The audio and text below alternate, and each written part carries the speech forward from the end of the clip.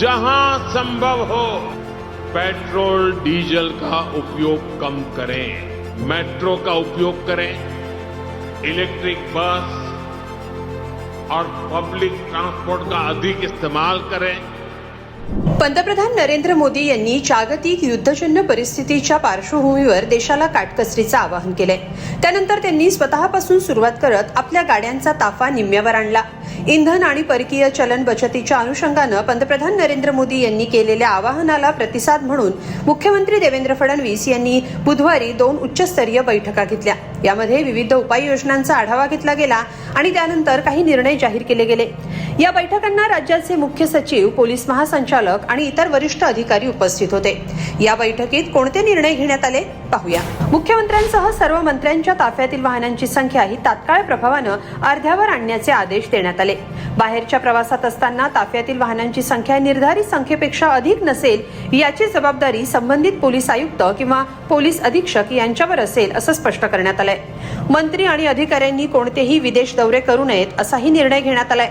मंत्र्यांना अत्यावश्यक नसेल तेव्हा शासकीय विमान, हेलिकॉप्टर यांचा वापर करू नये, त्याऐवजी नियमित विमान सेवेचा वापर करावा असंही सांगण्यात आलंय। मंत्री, अधिकारी यांनी आवर्जून मेट्रो किंवा सार्वजनिक वाहतूक साधनांचा वापर वाढवावा, पहिल्या टप्प्यात किमान 1 दिवस असा प्रयोग करावा असं सांगण्यात आलंय। अधिकाऱ्यांना बैठकांना बोलावण्याऐवजी व्हिडिओ कॉन्फरन्सिंगच्या माध्यमातून बैठका घ्याव्यात असंही स्पष्ट करण्यात आलंय। शासनातर्फे वितरित करण्यात आलेल्या वाहनांचा काटेकोरपणे आढावा घेण्यात यावा अशाही सूचना करण्यात आल्यात। ऊर्जा बचतीसाठी अनावश्यक होर्डिंग्स, फ्लेक्सवरील कारवाई वाढवण्यात यावी आणि तिथं डेकोरेटिव्ह लाइटिंगचा वापर होणार नाही याची काळजी घेण्यात यावी अशाही सूचना करण्यात आल्यात। दरम्यान पंतप्रधानांच्या आवाहनाची खिल्ली उडवणाऱ्या विरोधकांना मुख्यमंत्र्यांनी सुनावलंय। आज जगासमोर संकट आहे, केवळ भारतासमोर नाहीये आणि म्हणून आपलं परकीय चलन वाचलं पाहिजे आणि आपल्या इथे महागाई वाढू नये या दृष्टीनं मोठ्या प्रमाणात प्रधानमंत्री मोदयांनी ज्या काही उपाययोजना सांगितलेल्या आहेत,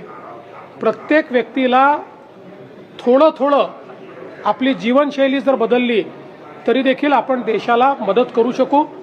6 महिन्याकरता जर प्रधानमंत्री मोदयांनी देशवासियांना आव्हान केलं आहे तर मला विश्वास आहे की भारतातले आपले देशवासी त्या बाबतीत मदतच करतील।